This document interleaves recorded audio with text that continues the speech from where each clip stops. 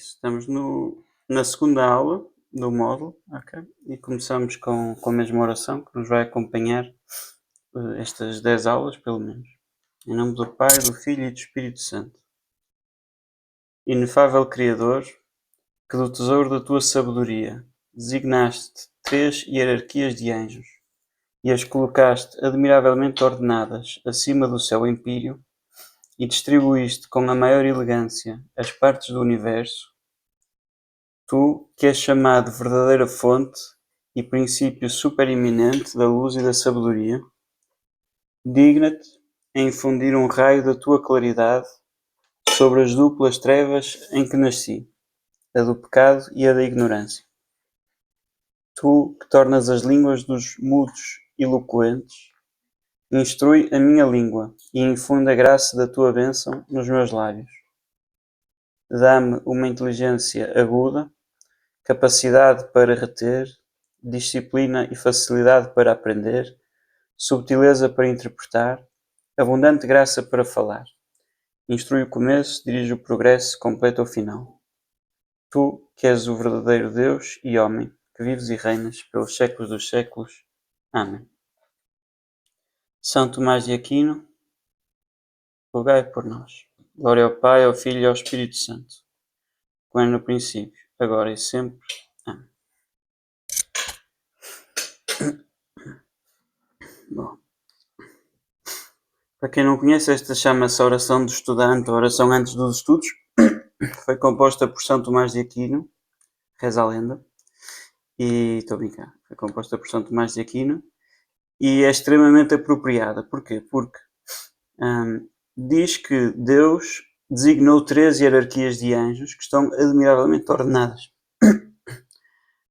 Isto na cosmologia medieval, estas hierarquias de anjos que estão ordenadas não são só porque uns têm mais superpoderes do que outros ou são mais importantes do que outros, mas a luz divina passa para a primeira hierarquia de anjos, que passa para a segunda. Portanto, Deus instrui os primeiros, que instruem os segundos, que instruem os terceiros, e portanto a luz de Deus vai passando de hierarquia em hierarquia. Por isso é que São Tomás começa a oração por dizer isso, né? Porque quer que a luz divina, que ordenou admiravelmente o universo, que distribuiu com a maior elegância as partes do universo, que é a verdadeira fonte e luz da sabedoria, pronto, quer que esta sabedoria passe de anjo em anjo até chegar a nós. Pronto. E noutra semana falamos um bocadinho da outra parte da oração. Então, nesta aula, vamos falar disso. O tema é definição de filosofia, acho que não é surpresa para ninguém. E vamos falar agora da definição real. Na última aula falámos da definição nominal, e há um duplo método de procura de uma definição. Okay? Às vezes diz-se 2 métodos, eu acho que num e-mail ou alguma coisa assim sou capaz de ter dito 2 métodos, mas é um duplo método, ou seja, é suposto fazer uma e depois fazer a outra para confirmar. Ou seja, eles de si são independentes, mas fazem-se um com o outro. Um chama-se ascendente e a outra chama-se descendente. Acho que no final vai dar para perceber porque estes nomes, mas já lá vamos. Okay. Então, primeiro, quando nós vamos definir uma coisa, o Aristóteles passa o segundo livro dos Analíticos Posteriores a tentar nos convencer, metade do livro é tentar nos convencer que não se podem demonstrar definições. É que as definições usam-se nas demonstrações e, portanto, não há uma demonstração da definição. Portanto, nós estamos à procura dela.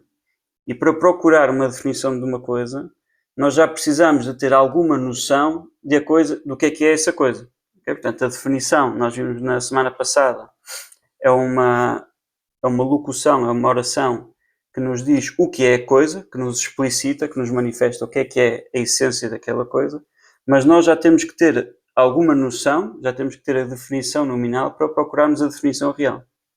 Senão, fazemos o caminho ascendente, o caminho descendente, chegamos a uma definição, mas se nós não tínhamos já uma noção, ainda que fosse de senso comum, né? Que fosse muito aproximativa, se não tivéssemos uma noção da coisa que queríamos definir, então não teríamos maneira de saber se a definição científica que agora temos corresponde àquela coisa ou não. Okay? Portanto, nós não podemos começar a procurar uma definição real sem primeiro ver a definição nominal. Porque é que vamos ver a definição nominal, que é imprecisa, é só aproximativa, se depois vamos procurar a científica? Porque é preciso, para ter a definição científica, a definição real é preciso a definição nominal. Eu preciso de saber mais ou menos, se vamos encontrar alguém numa grande estação de comboios ou numa praça, eu não sei quem é essa pessoa, mas sei lá, preciso de saber, olha, eu vou estar com um chapéu verde, né? Eu vou estar com uma camisola, pronto, precisamos de algum sinal que nos ajude a, quando encontramos de facto a pessoa, identificar esta é a pessoa que eu estou à procura. Então a definição nominal tem esta tarefa. Quando eu estou à procura da definição real, a definição nominal serve-me como um sinal de que eu cheguei a essa definição. E, portanto, nós dizemos que ele é o ponto de partida do qual procede a procura pela definição real. E a procura da definição é de dois tipos, por modo ascendente e por modo descendente. Portanto, nós vamos ver o ascendente, vamos ver de maneira muito mais rápida, porque é muito mais rápido e muito mais intuitivo, e o modo descendente requer muito mais esforço. Ok? Pronto. O ascendente chama-se ascendente porque nós vamos de coisas particulares até chegar a um universal. Portanto, vamos começar com as pessoas que se chamam filósofos até chegar ao que é a filosofia. E no método descendente, nós vamos começar por uma noção mais ampla e vamos descendo até a noção mais restrita da filosofia. Portanto, vamos claramente pela noção nominal. A filosofia é um tipo de conhecimento, então vamos descendo, afunilando qual é o tipo de conhecimento a que pertence a filosofia. Então, primeiro, o método da procura descendente serve para chegar. Isto que nós vamos fazer hoje ecoa aquilo que fizemos a semana passada. Okay? Portanto, eu já na semana passada falei de género e de diferença, já falei de uma série de coisas que vamos falar aqui. Mas agora estamos à procura de uma noção exata e nós fazemos isso comparando aqueles homens a que a humanidade concorda em chamar filósofos. Portanto, vamos imaginar o conjunto dos filósofos, vamos compará-los, okay? E depois vamos eliminar aquilo que eles têm de diferente entre eles. Porque se são todos filósofos, não são essas características diferentes que fazem com que eles sejam filósofos. Okay? E vamos reter aquilo que eles tiverem todos em comum. Okay? O que os distingue, essa coisa que eles têm em comum vai ser o que os distingue de todos os outros homens aos quais nós não chamamos filósofos. Okay? Portanto, eu tenho 50 figuras geométricas. Okay? E há 20 delas que nós dizemos que são triângulos. Uns são azuis, outros são coloridos, outros é só a linha que é colorida. Okay? Eu começo a dizer, quais é que são os triângulos? São estes. Que características é que eles têm em comum? Olha, este é azul, mas aquele é vermelho. Então, não é ser azul ou vermelho que faz com que seja um triângulo. Okay. Começo a tirar isto tudo. Qual é a característica comum que todos eles têm e que mais nenhuma figura geométrica tem? É que tem 3 lados. Só tem 3 lados. Okay? É este o género de raciocínio. Então, primeiro procuramos a característica que é própria do grupo. É isso que estamos à procura, desculpem. Própria do grupo, mas comum aos seus membros. Portanto, é própria do grupo, significa que os outros não têm e é comum a todos os membros. Os homens que a humanidade concorda em chamar filósofos distinguem-se dos outros homens por esta característica. Procuram o conhecimento das derradeiras razões e causas de todas as coisas. Claro que eu estou só a dizê-lo, não é? Fazer de facto, eu estou só a enunciar as conclusões da procura ascendente. Nós fazermos isto, teríamos de facto de comparar os filósofos todos e de ver o que é que eles têm em comum e o que é que eles não têm. Não desfazendo que se calhar, estamos a seguir o padre Woodbury no seu manual e ele diz muito bem aqueles em que a humanidade concorda a chamar filósofos. Não é porque agora alguns chamam filósofo ao Beethoven, de repente ser surdo da orelha esquerda é uma característica dos filósofos. Okay? Pronto. Então, os filósofos procuram uma derradeira conhecimento das derradeiras razões e causas de todas as coisas, um conhecimento das causas, porque todas as coisas são como são e não podem ser de outro modo. Portanto, eles procuram e alcançam, ou pelo menos pensam alcançar, um conhecimento de todas as coisas através das suas causas. Se calhar os biólogos chegam a um conhecimento dos animais através das suas causas, ok? Mas aqui é um conhecimento de todas as coisas, devemos ver quando falamos das disciplinas da filosofia, do próprio ser nas suas causas. Okay. E para atingir este conhecimento, vemos que também eles usaram as capacidades naturais do seu intelecto. E descobrimos que esta é a característica comum a todos os membros do grupo. Ok? Portanto, é próprio deste grupo que eles procuraram, ou procuram, pelas capacidades naturais dos seus intelectos, da sua mente, um conhecimento através das causas. Nós descobrimos, analisando os filósofos, que todos os filósofos têm isto. E depois descobrimos que só os filósofos é que têm isto. Ok? Apenas os filósofos e todos os filósofos. Pronto. Na proporção em que um membro do grupo mais parece mostrar esta característica e ter sucesso, é considerado um filósofo mais completo. Okay? Portanto, há ser filósofo, não ser filósofo, e depois ser um filósofo mais completo e ser um filósofo menos completo. Okay. Descobrimos que apenas e todos. Pronto. E acabamos a procura ascendente, que é um resumo, não é? Eu não quis perder muito tempo na procura ascendente. A procura ascendente real seria, de facto, estar a discutir quais é que são os homens que são chamados filósofos, que não são chamados filósofos. Pronto. E daqui nós temos que a filosofia é um conhecimento de todas as coisas através das suas causas mais profundas. Gonçalo, peço desculpa, posso interromper só Claro, Catarina, claro. O que é que seria, o que é que seria ser considerado, o que é que seria considerado um sucesso nos termos da slide anterior? Ok, sim, eu posso ler anterior. Portanto, a construção de um sistema. Exato, a pergunta é o que é que seria um sucesso, não é? Porque aqui diz na proporção em que o membro do grupo mais parece mostrar esta característica e ter sucesso em atingir este conhecimento. Pronto. Ter sucesso significa que, de facto, essa pessoa conhece as coisas pelas suas causas. Porque eu posso achar que a causa do eclipse foi o Zeus que se chateou com a Hera e agora escondeu o Sol, não é? Eu estou a procurar um conhecimento do eclipse através das suas causas, mas não tive grande sucesso. Okay? Porque não conheci, de facto, a coisa através das suas causas reais. Conheci através de outra coisa qualquer. Okay? Portanto, o que mede este sucesso é se eu consegui ou não atingir esse conhecimento. Okay? Obrigada. Não. Ok. Temos esta definição. Conhecimento de todas as causas todas as coisas, através das suas causas mais profundas, adquirido pelas capacidades naturais da mente humana. Porque só a primeira parte, um conhecimento de todas as coisas através das suas causas mais profundas, não é um próprio dos filósofos. Também os teólogos têm isso. Okay? Também os teólogos conhecem todas as coisas pelas suas causas mais profundas. Os teólogos ainda conhecem causas mais profundas do que os filósofos, em boa verdade. Ok. E agora vamos para o método descendente. E o método descendente, no ascendente começamos dos particulares, dos filósofos, até à característica que eles têm, que é a filosofia.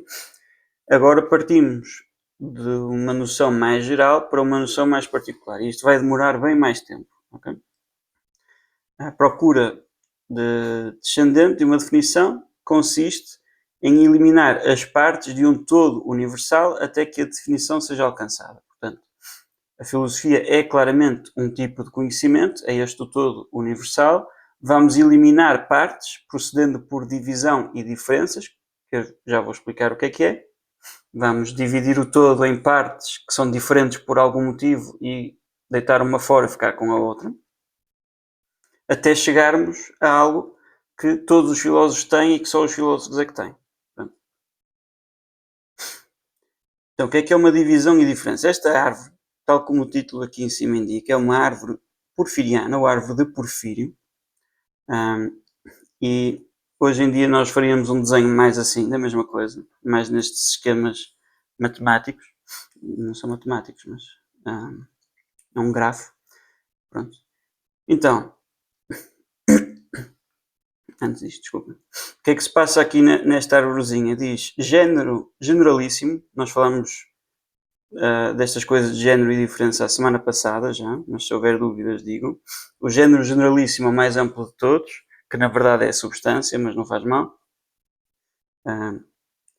E depois há substâncias corpóreas e substâncias incorpóreas. É o que diz aqui. Não, se calhar não dá para ler muito bem. Dá para... isso que eu queria isto. Ok. Ok. Eu vou conseguir? Não consegui. Ok. Tá, não interessa. Substâncias, aqui à esquerda diz corpórea e à direita diz incorpórea, porque existem substâncias incorpóreas, por exemplo, os espíritos. E existem substâncias corpóreas, por exemplo, o céu.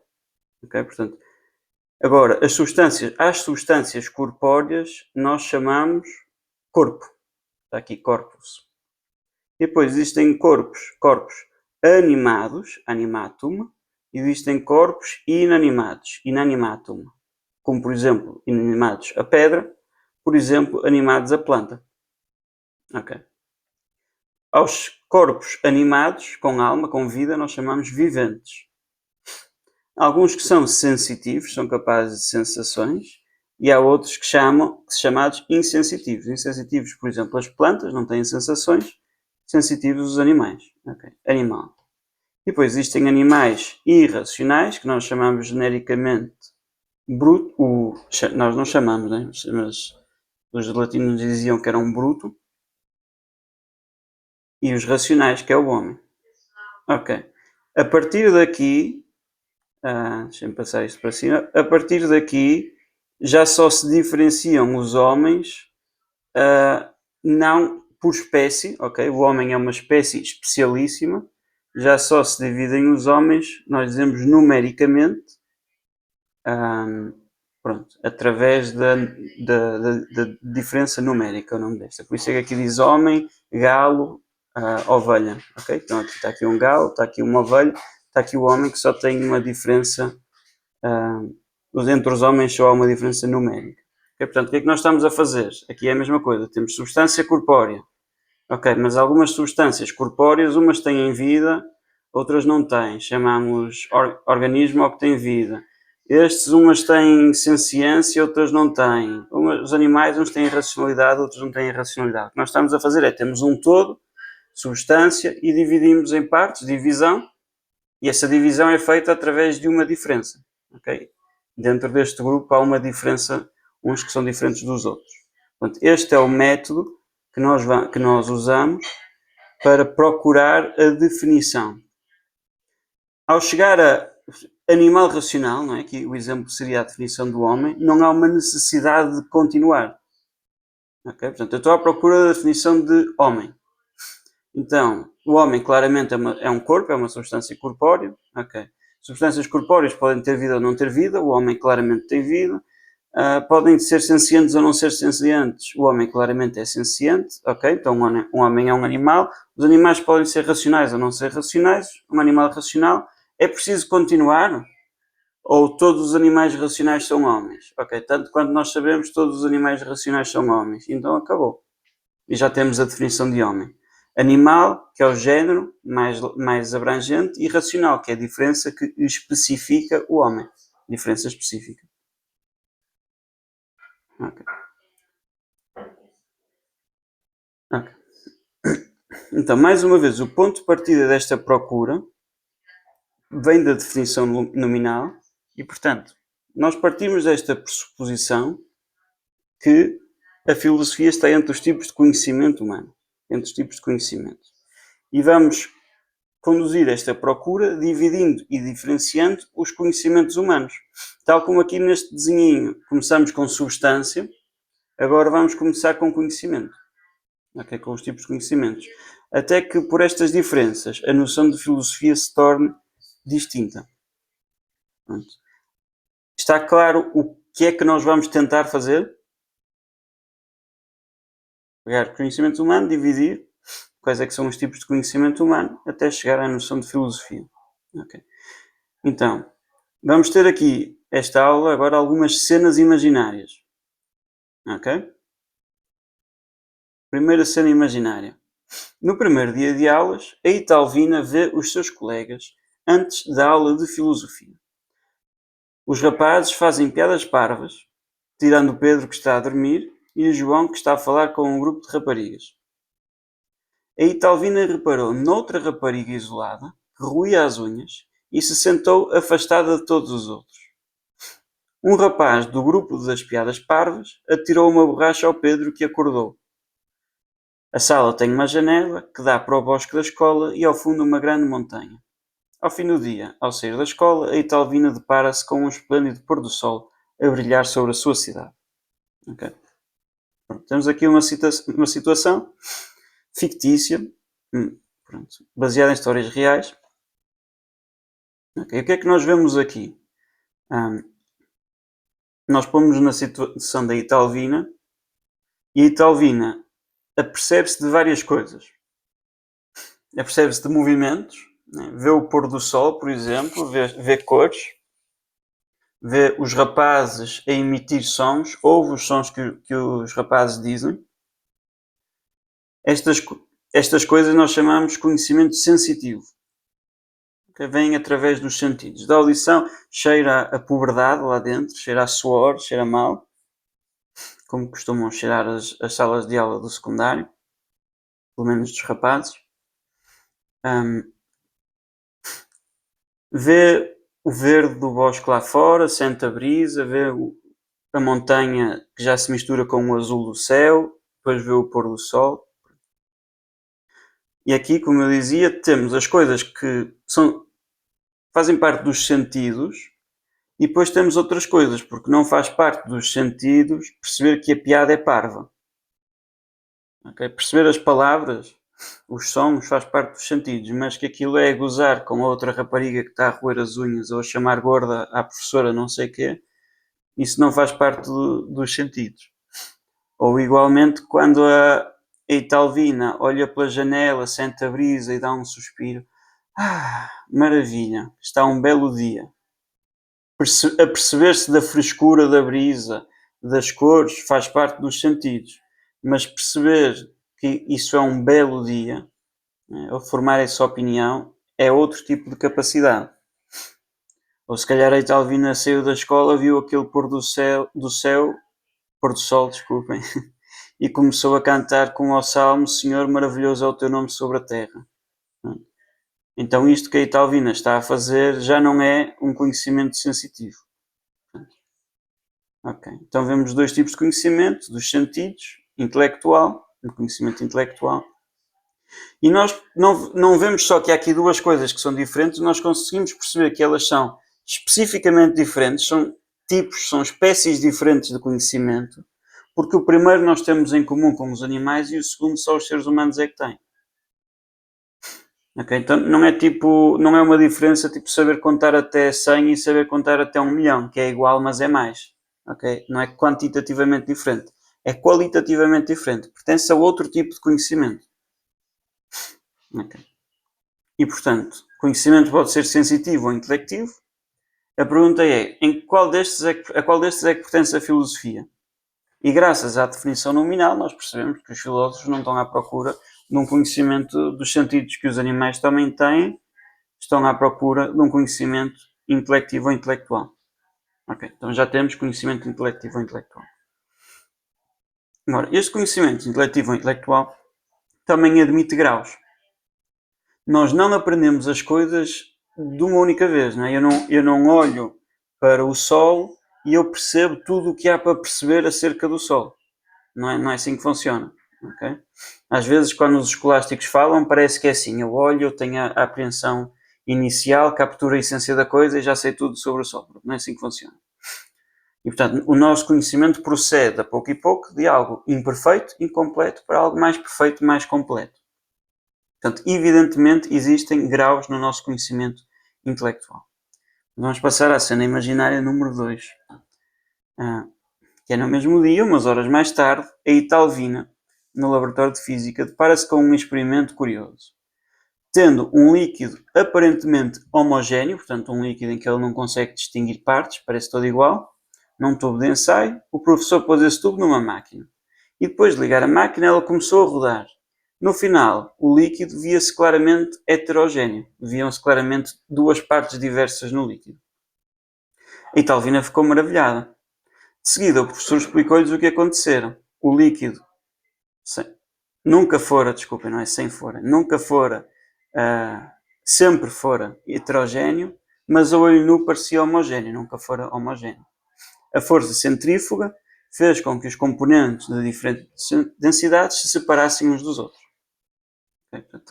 Ela primeiro vê aquilo a acontecer e depois o professor explica-lhes a causa disso. Então, nós conhecemos as coisas primeiro por senso comum. É o que aconteceu a Italvina. Ela viu aquilo a separar-se à medida que rodavam. Conhecemos sem ter um conhecimento próprio da sua natureza. Okay? Não sabemos as leis pelas quais são governadas. Sem o conhecimento de onde é que isto veio, qual é que é a razão disto e para onde é que isto vai, qual é que é a consequência disto. Okay. Sabemos apenas que são, mas não porque são.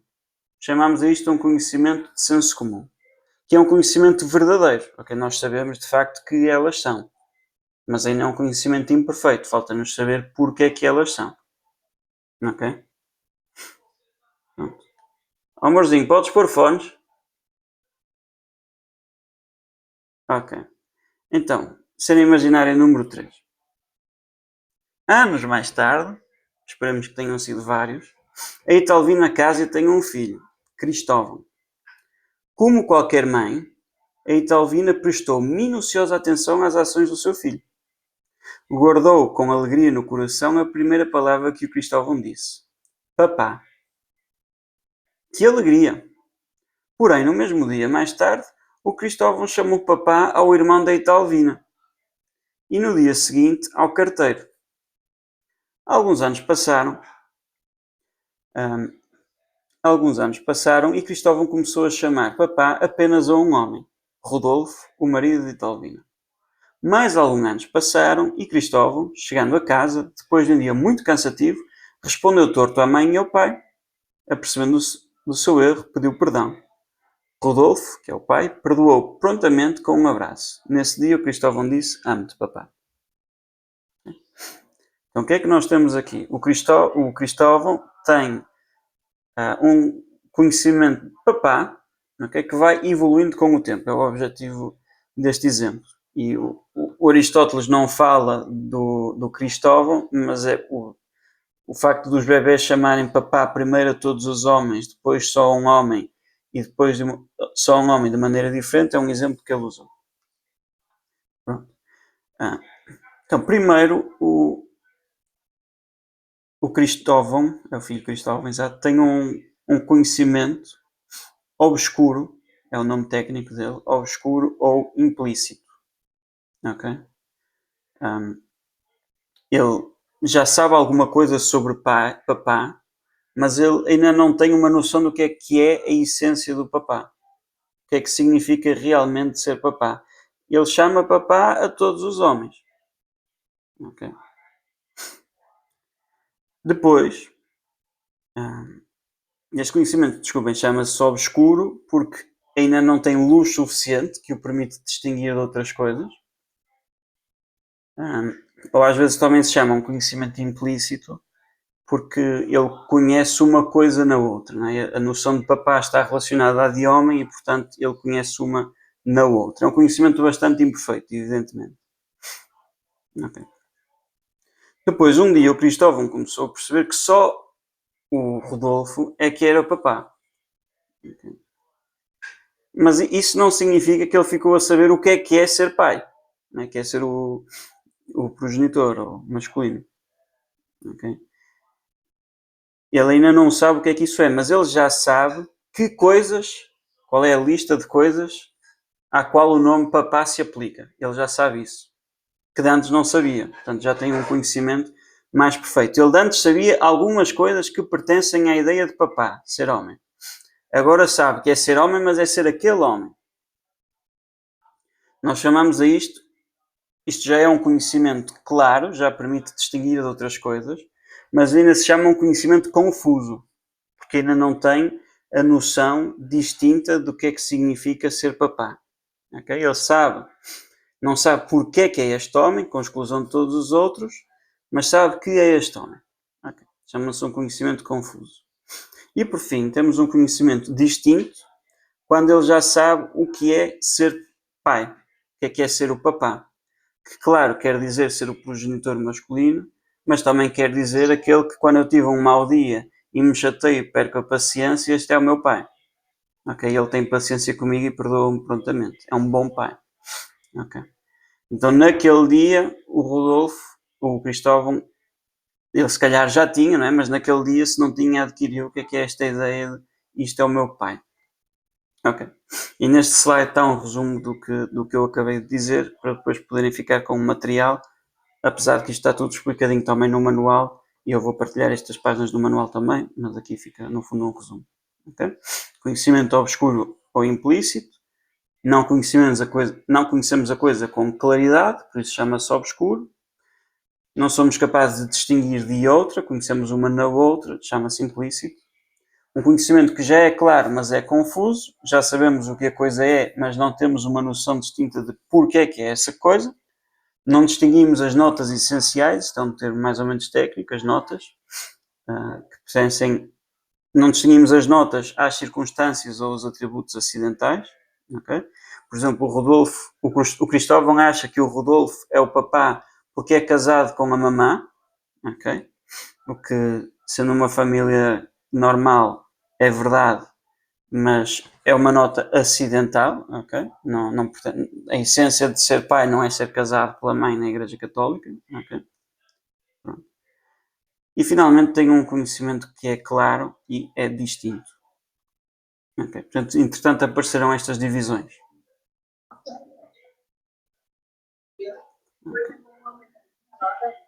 Okay. Dentro do intelectivo aqui, okay. Dentro do intelectivo temos aqui isto que é senso comum, ok? Já mesmo o distinto, o conhecimento distinto, que o Cristóvão no final tinha do pai, esse conhecimento agora vai se dividir em pré-científico e científico, ok? Portanto, pré-científico é conhecimento de senso comum. Pronto. Agora vamos ver o conhecimento científico, okay? Que é um conhecimento certo, portanto, não permite, não pode estar errado, né? Desculpa, alguém está sempre a ligar o microfone e isso está-me a distrair muito. Se houver uma dúvida, ponham uma dúvida. Se não houver dúvida, por favor, atenção ao microfone. Ok, obrigado.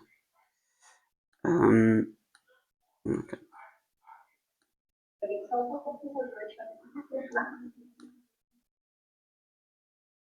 Joselito, cuidado com o microfone. Então, conhecimento, dizia eu, científico, define-se conhecimento certo através das causas. Ok? Portanto, o conhecimento distinto, claro e distinto que nós acabamos de ver, já partilha mais proximamente desta ideia, é um conhecimento mais completo, mas ainda não é certo através das suas causas, menos ainda vamos ver das suas causas mais elevadas. Ok. Pronto. E porque se chama um conhecimento certo através das causas, é evidente pelo nome, pertencem-lhe duas coisas a este conhecimento. A primeira é ser, ou tanto dá a ordem, é ser através das causas, que significa que explica esse algo, né? O conhecimento de saber alguma coisa explica esse algo, não se limita a dizer, explica, e portanto é necessariamente distinto, ok? Portanto, se não fosse distinto não podia explicar, mas já adiciona algo àquele conhecimento distinto e é certo, ou seja, essas explicações são necessárias, não se baseia em explicações acidentais, ok? Ok. Se as explicações não fossem as explicações necessárias, então chamaríamos a isso apenas opinião ou conhecimento provável. Okay? Que é uma distinção que já vem do Parménides. A versão mais conhecida é do Platão, acho eu. E eu aqui cito Aristóteles porque nós vamos usar mais o Aristóteles.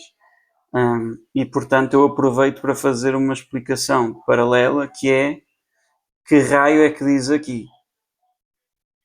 Metafísico 7.15 1039 B31. Okay? Normalmente quando nós citamos um livro seria assim, Aristóteles Metafísica, Porto Editora, Porto, página 70. Okay? E é mais ou menos isso que acontece aqui. Então, esta coisa chama-se numeração Becker, e citam-se assim os livros do Aristóteles. Okay? O Platão tem outra maneira, é igual, vai dar ao mesmo, mas tem outro nome, não sei se é Stefanos, é uma coisa qualquer. Os clássicos da filosofia têm todos uma coisa correspondente. Okay? Por exemplo, o primeiro capítulo do primeiro livro da Física de Aristóteles é este, o Código Becker, a numeração Becker. E a que é que isto corresponde? Está aqui a página do livro do Becker. O Becker é um senhor que editou as obras completas do Aristóteles no século XIX, se não me falha a memória. E então, aqui temos primeiro o título, está aqui, Physicus de Audito, é normalmente como se traduz isto em latim. Significa que foi a partir dos ouvintes de Aristóteles, ok? Não é um texto que o Aristóteles escreveu, é um texto que alguém escreveu, ou que os alunos escreveram de ouvir, são notas das aulas. Portanto, o nome completo é aquilo. Depois tem ali um A, não é um A, é um alfa, que é o primeiro livro. Nós dizemos 1, 2, 3, 4, mas eles estavam em numeração grega, não é? Alfa, beta, gama, delta, etc. Depois tem a página 184, vamos ver o que é o que diz aqui. Primeiro título, Física. Depois 1, às vezes também se põe alfa.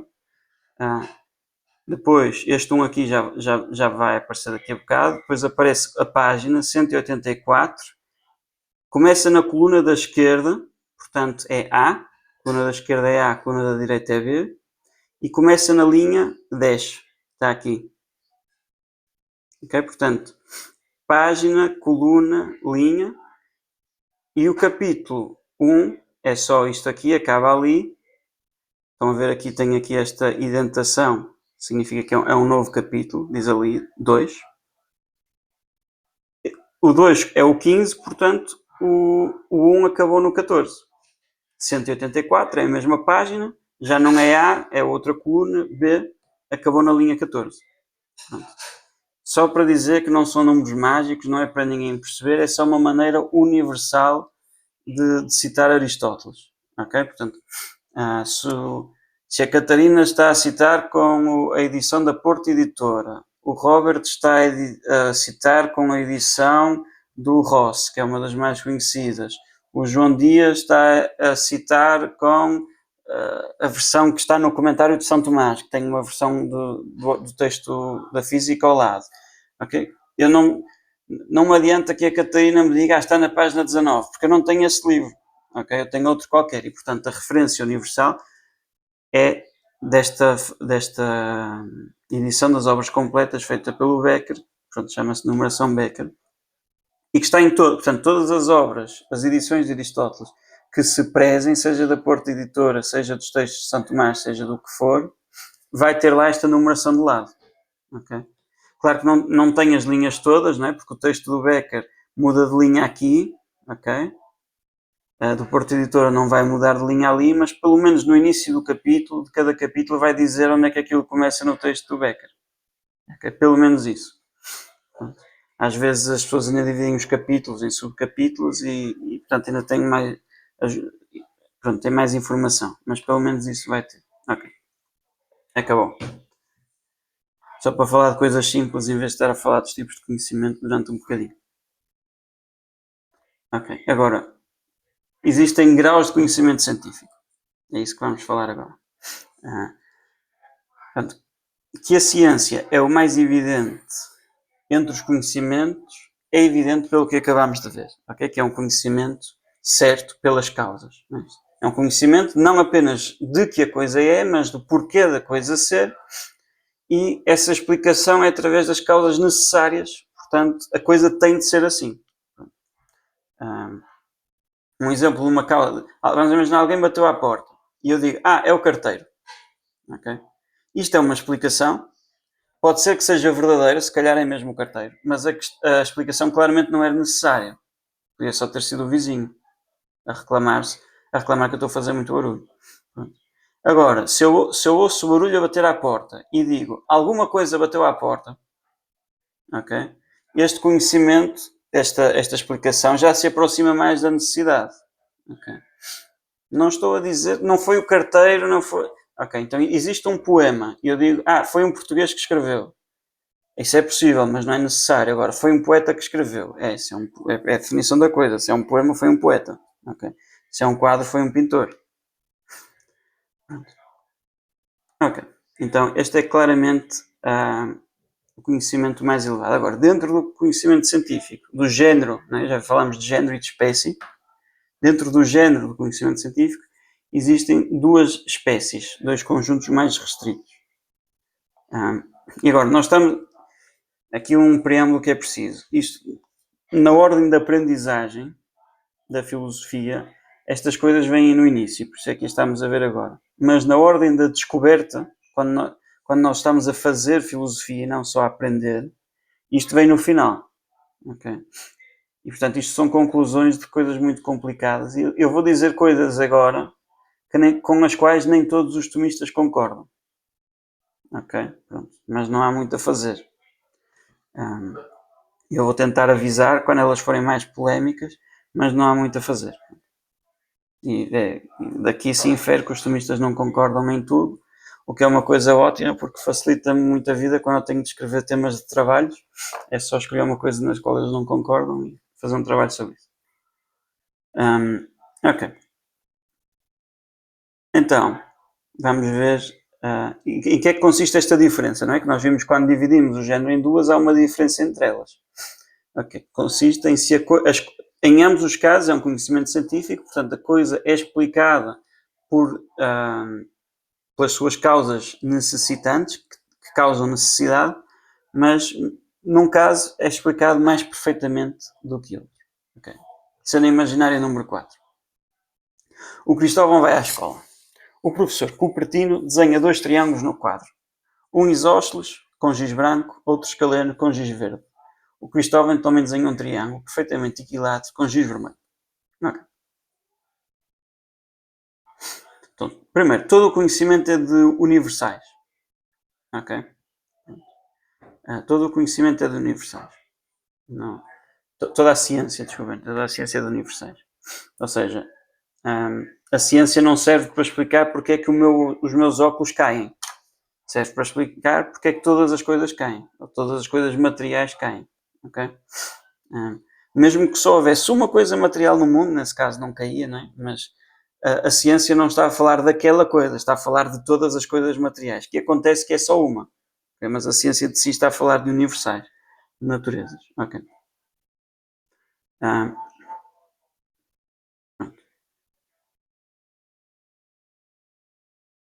E a ciência de si das universais é o preâmbulo.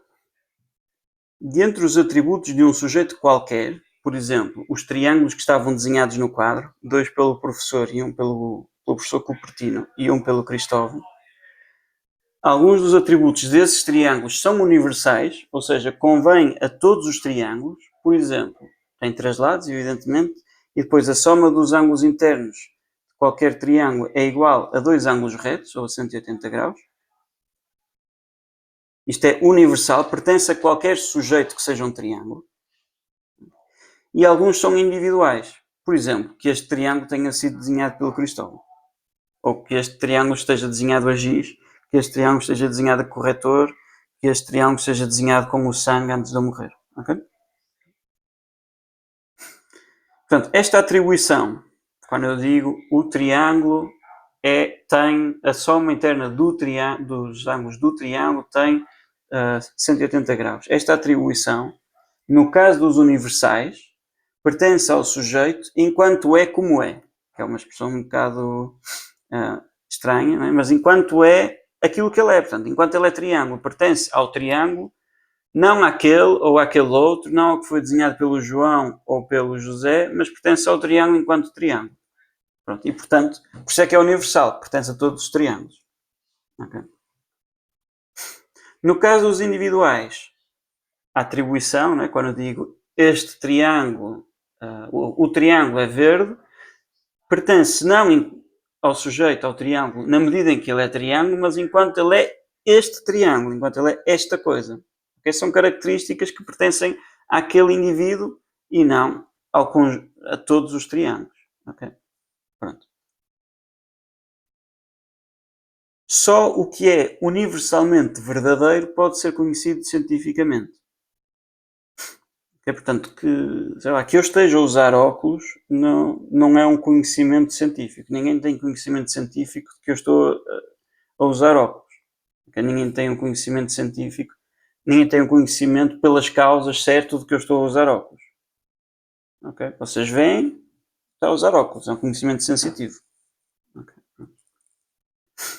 O conhecimento científico, porque é um conhecimento das causas e é um conhecimento certo, é um conhecimento de causas necessárias, é um conhecimento de coisas universais.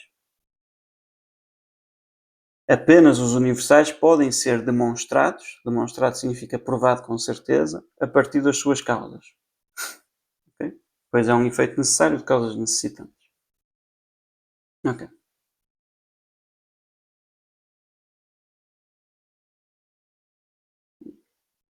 O que é verdadeiro só deste indivíduo não pode ser cientificamente demonstrado. Okay. É um efeito contingente. Se calhar não é só deste indivíduo. Estão a ver, se calhar no quadro há 3 triângulos desenhados a verde. Se calhar todos os triângulos do quadro estão desenhados a verde. Okay? E eu aí até posso ter uma explicação pseudocientífica de que só existe giz verde. Okay? Não sei. Mas isso não é uma explicação científica. Estão a ver? Não, mesmo que todos os triângulos do mundo que sempre foram desenhados e que sempre vão ser desenhados fossem desenhados a tinta verde, isso continua a não pertencer à essência do que é um triângulo.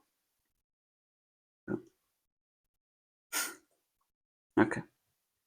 Dos singulares, das coisas individuais, ganha-se conhecimento por experiência ou por observação, não por demonstração científica. E o Aristóteles não é idiota e ele dizia: se eu vejo o Sócrates sentado, então é necessário o Sócrates estar sentado. Portanto, este conhecimento que eu tenho é necessário e é certo, em certo sentido, mas não é o mesmo tipo de necessário quando nós falamos do conhecimento científico. Okay? Eu sei que eu nunca vi não sei se a Carmo tem um diário onde escreve as suas coisas do dia a dia, ok? Eu nunca vi, mas sei que se ele for retangular, então tem 4 lados. Ok? Porque todas as coisas retangulares têm 4 lados. Eu não preciso de observar. Ok? É um conhecimento científico. Então, passamos. Isto foi para nos ajudar a perceber o que é ciência, não é? Que a ciência é de universais. Agora passamos à cena imaginária número 5. A aula de Química, seguiu-se a aula de Biologia. Cristóvão aprende que, quando sofremos um grande choque térmico, o corpo, como mecanismo de defesa, concentra o fluxo sanguíneo sobre os órgãos vitais. É este o motivo, explica a professora Eunice, pelo qual acontecem paragens digestivas. Depois, na aula de física, o professor Timóteo ensinou aos alunos que a energia cinética é igual à metade do produto do quadrado da velocidade da massa, pela massa. Ótimo. Então, para que é que serve este exemplo? É para nos ajudar a perceber que uma explicação universal pode ser feita de duas maneiras.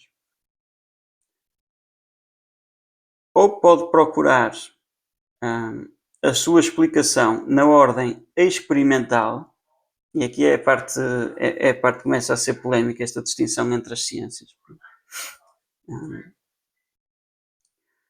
É uma divisão na ordem experimental, na ordem dos fenómenos, daquilo que se vê. Não é? A palavra fenómeno em grego significa aquilo que aparece,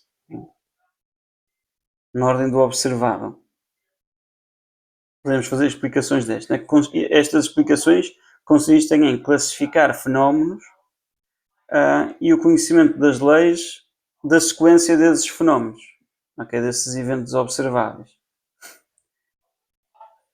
Portanto, isto continua a ser um conhecimento da essência das coisas, da natureza das coisas, mas não em si mesmas, mas através dos fenómenos, daquilo que essas coisas causam, que é observável.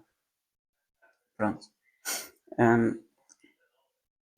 Por exemplo, a descrição que o professor ou o professor Timóteo ou o professor Eunice estão a fazer são descrições deste género. Ok? A do professor Timóteo é diferente porque é matematizada, já vamos às matemáticas, desculpem, mas a da professora Eunice é deste género.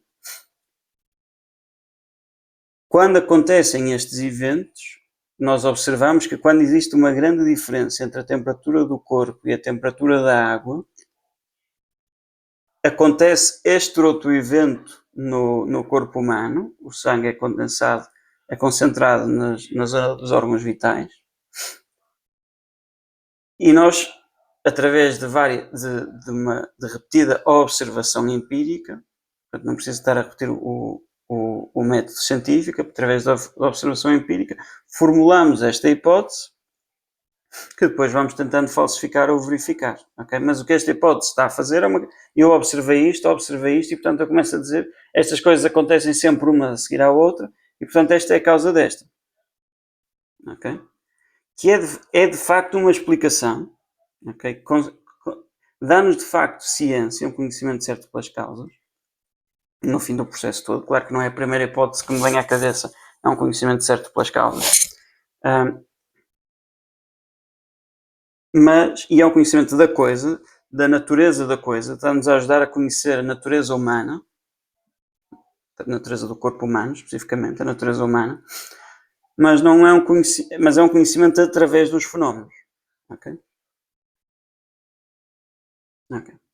Portanto, este género de raciocínios chamam-se raciocínios quia, não é preciso entrar nesses detalhes, mas a posição do padre Woodbury é que isto é um tipo de ciência que se chama quia, também se pode dizer ciência de constatação, constatativa, ciência de asserção ou ciência factual, e que é uma ciência, quia significa, desculpem em português, é uma ciência de que, okay? Mas ainda não chegou ao conhecimento da causa mais elevada. Okay? Pronto, e no século XX os tomistas matavam-se por causa destas coisas. Okay? Mas esta é a posição do padre Woodbury, que também é a posição do Jacques Maritain. Pronto, somos... Okay.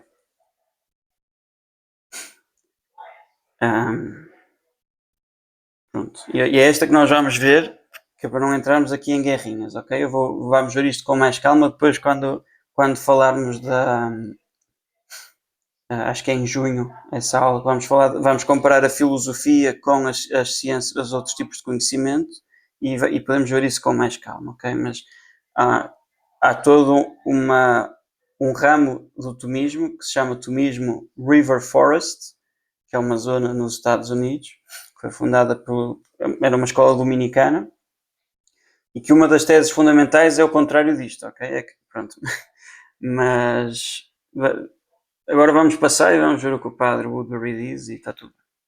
Okay. Todas as experiências, as ciências chamadas experimentais pertencem a este género de ciências, ok? Algumas delas, a biologia ou a psicologia experimental, por exemplo, ok? E aqui, se eu não me engano, está um resumo do que eu acabei de dizer, ok? E aqui está o aviso que eu acabei de dar, que atenção, cuidado, consulte o seu médico ou farmacêutico. Pronto. Claramente São Tomás de Aquino e Aristóteles não tiveram que se preocupar a dizer que tipo de ciência é que é a ciência experimental. Portanto, não dá para dizer o Maritain diz isto, mas São Tomás dizia aquilo, ok? Não.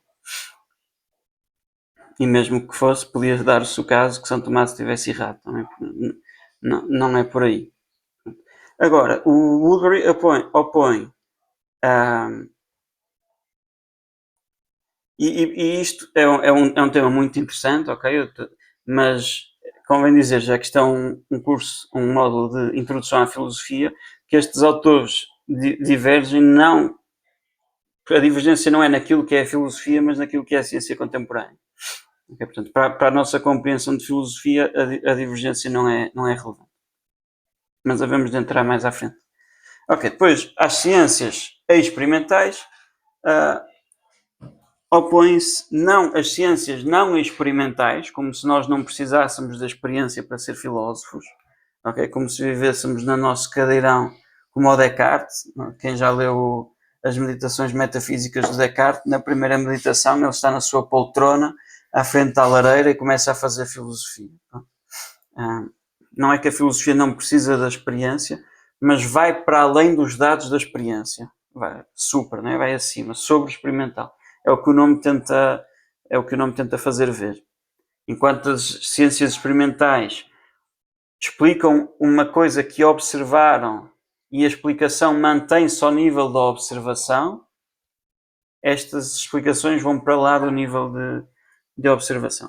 Ok.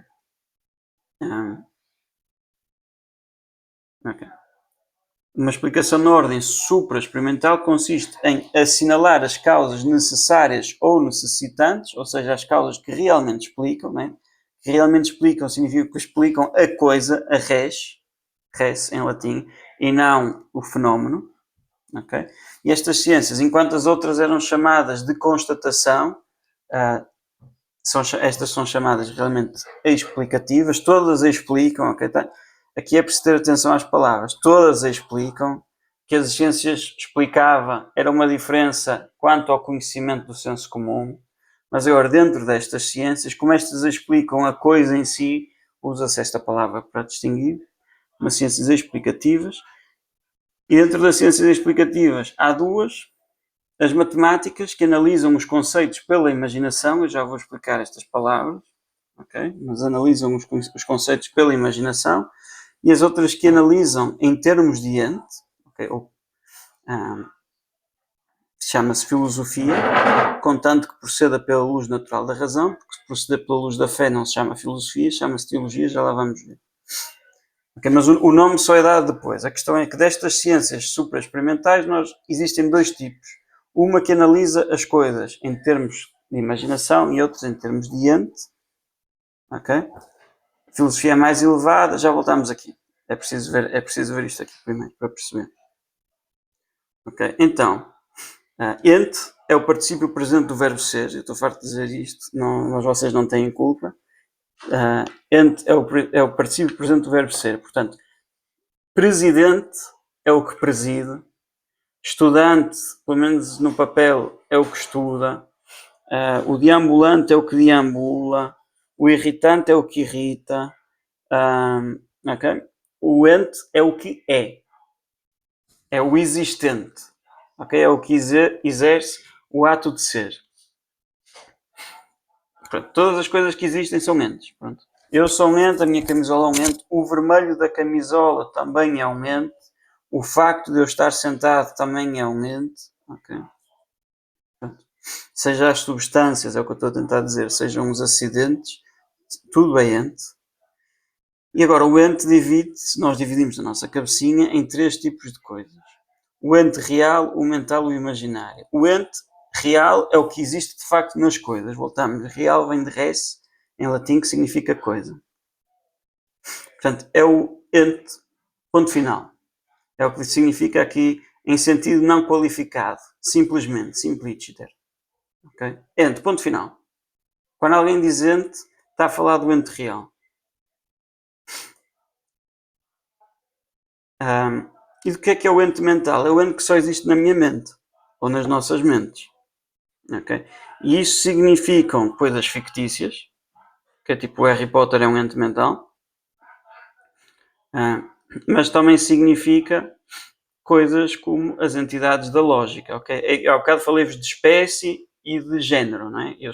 Nós pertencemos ao género animal e à espécie humana. Existem animais, mas o género só existe nas nossas cabecinhas. São conceitos que nós usamos para compreender a realidade e que não existem, de facto, na realidade. Okay? Então isto chamamos ente mental. Existe na mente. O imaginário é o ente que pode ser real ou pode ser mental.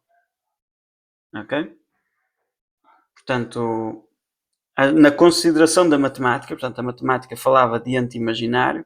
Para a matemática, se a coisa de que ela está a falar é real ou é mental, não interessa. Já vamos ver um exemplo. No dia seguinte, o Cristóvão teve aula de matemática.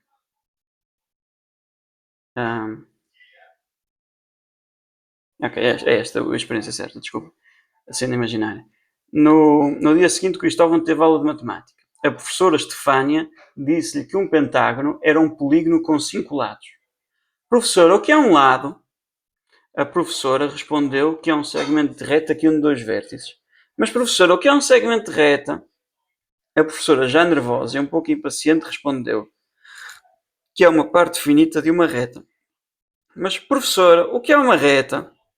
A este ponto, os colegas começaram a rir-se do Cristóvão, o que jogou em seu favor, porque invocou a misericórdia da professora Estefânia.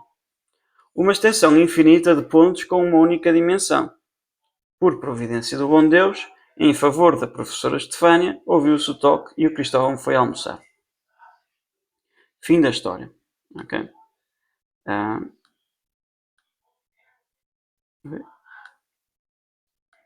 Ok.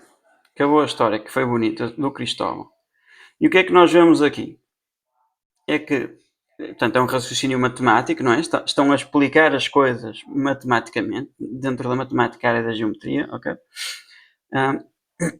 A professora está a analisar os conceitos,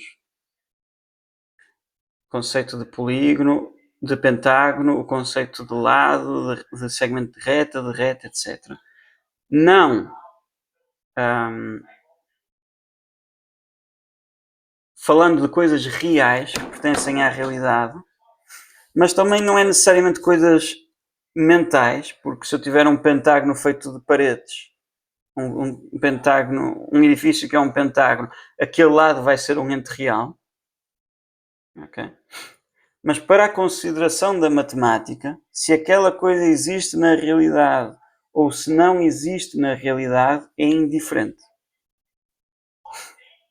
Okay? Se eu fizer uma análise matemática da forma do diário da Carmo, que há de ser retangular ou há de ser um paralelepípedo, a partir do momento em que eu começo eu estou a falar de uma coisa real, mas a partir do momento em que eu começo a fazer o raciocínio matemático, a realidade da coisa já não interessa.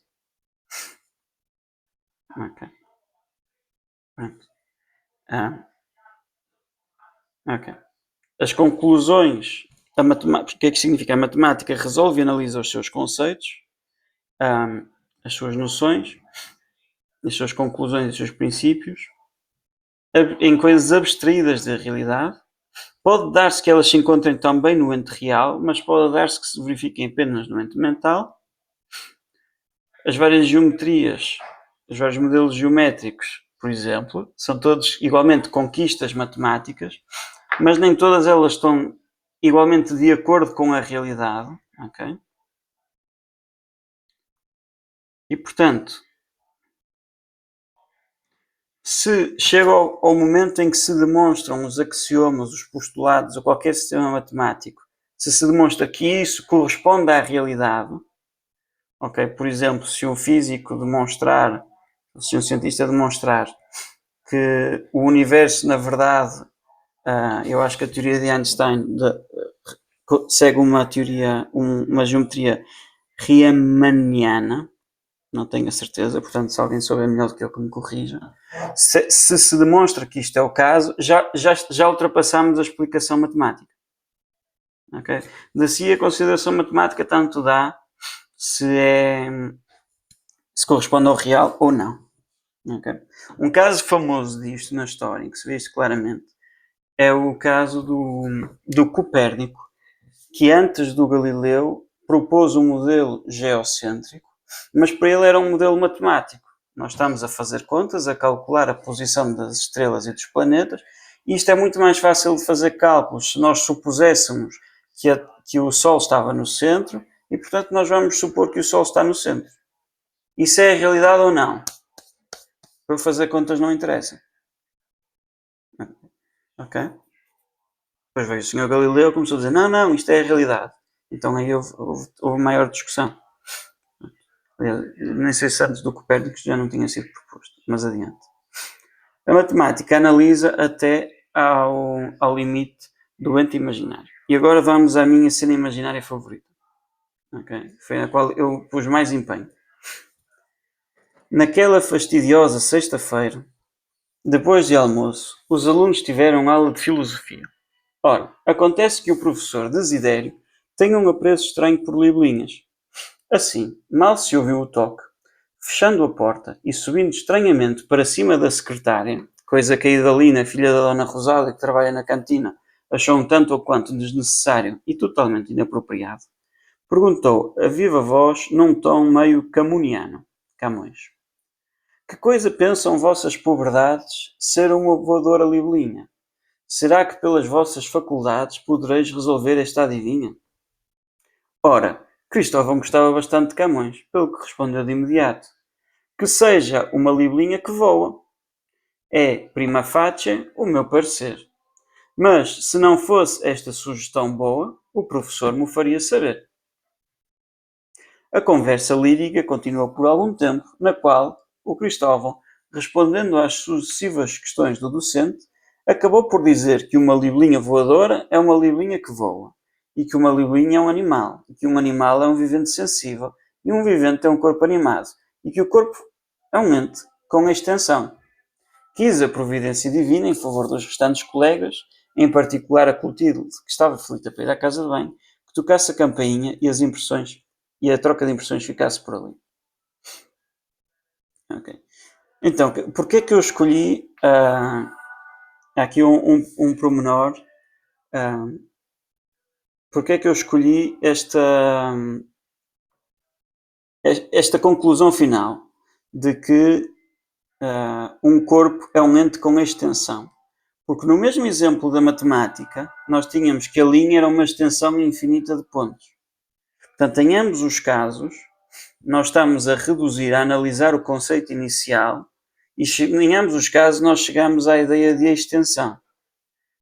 Mas no caso da matemática, se aquela linha é uma extensão que existe na realidade ou não, não interessa. No caso de uma libelinha, interessa bastante que aquela extensão é uma extensão que existe na realidade. Ok? Portanto, o objetivo era que isto nos ajudasse a perceber a diferença entre uma e outra, o lado filosófico. Né? A filosofia analisa as coisas que considera ser um ente real, okay? Não as coisas que considera não ser um ente real. E, portanto, chama-se uma ciência ontológica. Ontos, em grego, significa a mesma coisa que entis significava em latim, que é ente em português. Aquilo que existe, aquilo que é. Pertence à essência da filosofia que os princípios de onde prova as suas conclusões, okay? E as conclusões que prova declarem a realidade, que se possam verificar na realidade. Okay? Na realidade é a realidade, não tem que ser material, parte da realidade é material, também pode ser uma realidade espiritual, mas que se verifique na realidade.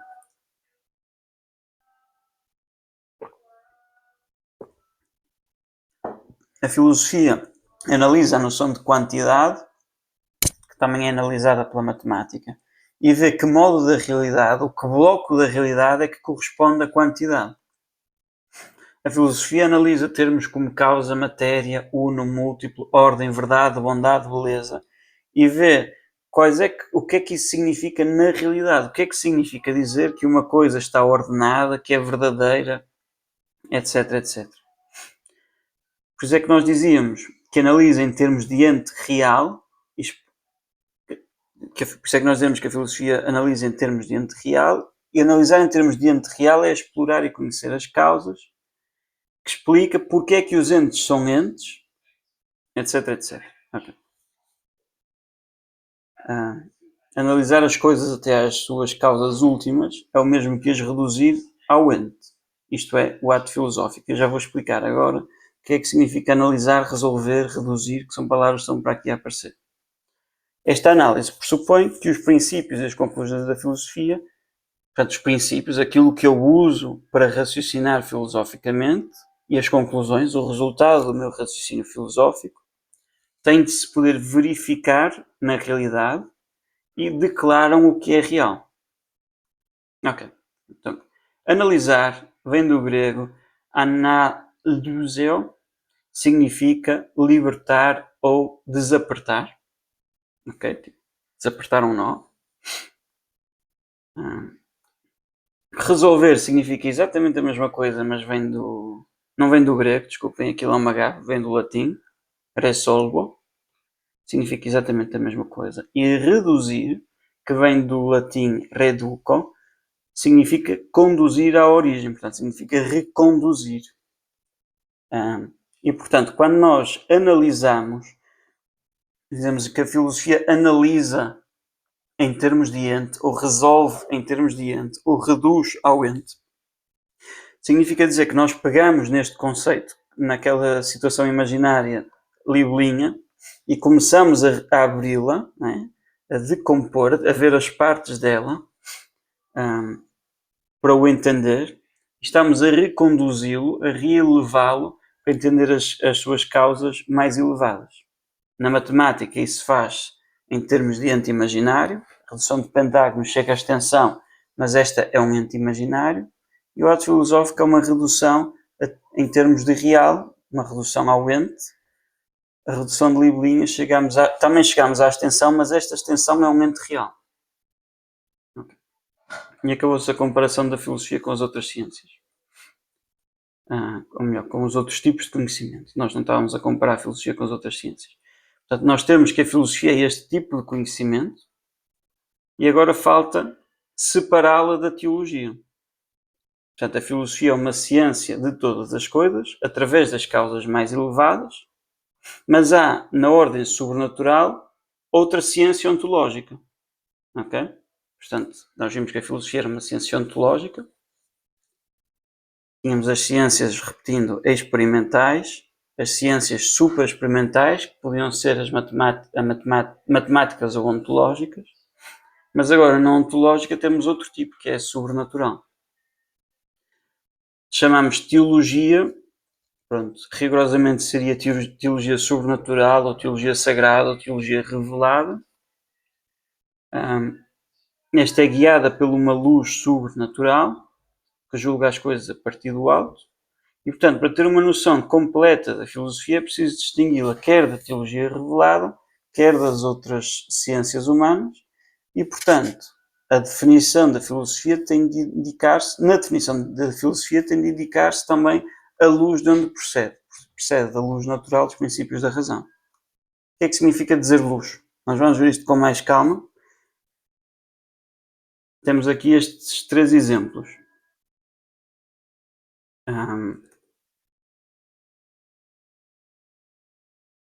Primeiro exemplo, que não é propriamente uma ciência, mas ajuda a perceber o que é que se quer dizer. Temos aquilo que nós conhecemos através da visão, material, são superfícies opacas, ok? É o que nós conhecemos através da visão. Depois, mas na visão nós não entram superfícies opacas, ok? Nós conhecemos as superfícies opacas mas formalmente aquilo que a visão apreende é a cor, ou melhor, é a luz e a cor.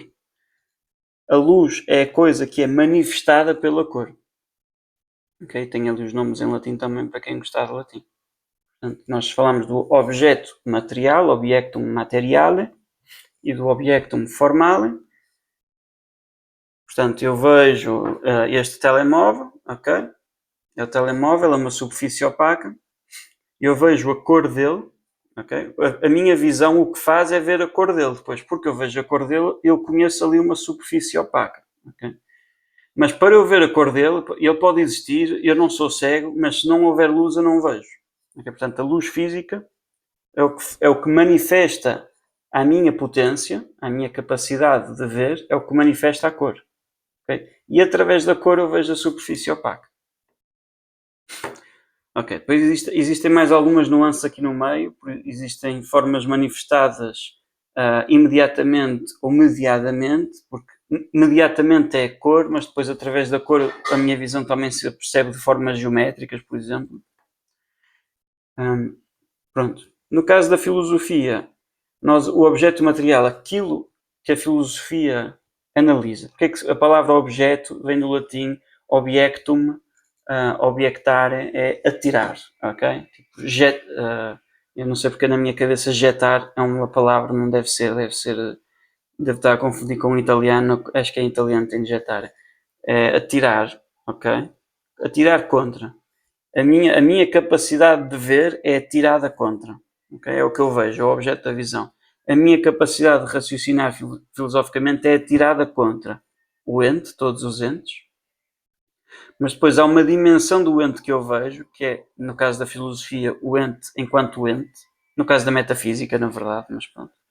No caso da filosofia da natureza, por exemplo, o ente, enquanto é móvel, é capaz de sofrer alterações. E para ver isso, eu uso uma luz, uso princípios, okay, que é a luz da razão natural. Na teologia, o objeto material, aquilo contra o qual o teólogo está a tirar o seu conhecimento para conhecer melhor, é Deus e todas as coisas em relação com Deus, portanto, todos os entes, mas na teologia nós descrevemos assim porque há uma noção de hierarquia que na filosofia não existe.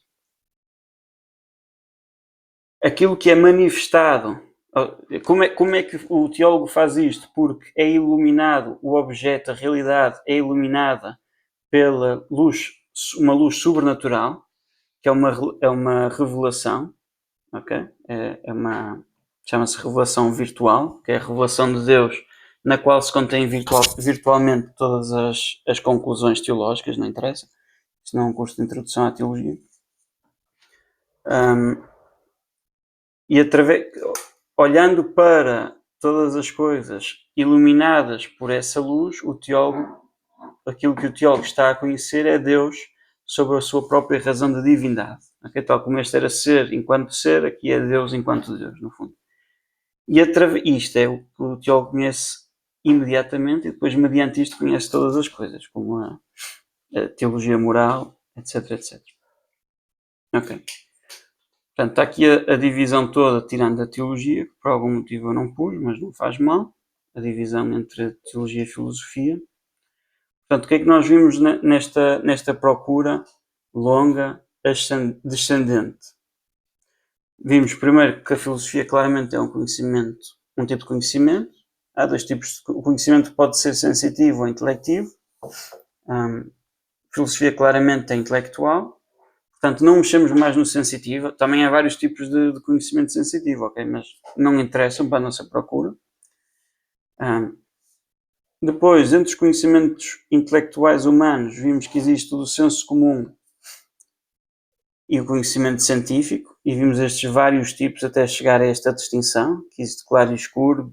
Claro pode ser distinto ou confuso, científico ou pré-científico, ok? E todo este claro, o obscuro, o confuso também são de senso comum. Por ter posto um quadradinho aqui, obscuro, confuso e pré-científico são todos conhecimentos de senso comum. O conhecimento científico pode ser experimental ou supra-experimental. O supra-experimental pode ser matemático ou ontológico. O ontológico pode ser filosófico ou teológico. Pronto. Ok. Está aqui então. Isto é uma imagenzinha que eu usei na última aula, ok? Dos círculos que se vão restringindo. Temos aqui a mesma ordem e, portanto, chegamos à definição de filosofia, de que a filosofia é um conhecimento de todas as coisas através das causas mais elevadas, procedendo pela luz natural dos princípios da razão, ou a ciência das causas mais elevadas, que procede pela luz natural dos princípios da razão, ou alguma coisa do género, okay? Que expresse melhor aquilo que nós acabamos de ver. Pronto. Eu estou agora a reparar que eu não atualizei este slide, portanto isto ainda é da aula passada, mas eu vou atualizar e depois quando vos mandar vou estar atualizado. Está aqui um resumo, os links são os do costume. Pronto, agora vou só desligar isto.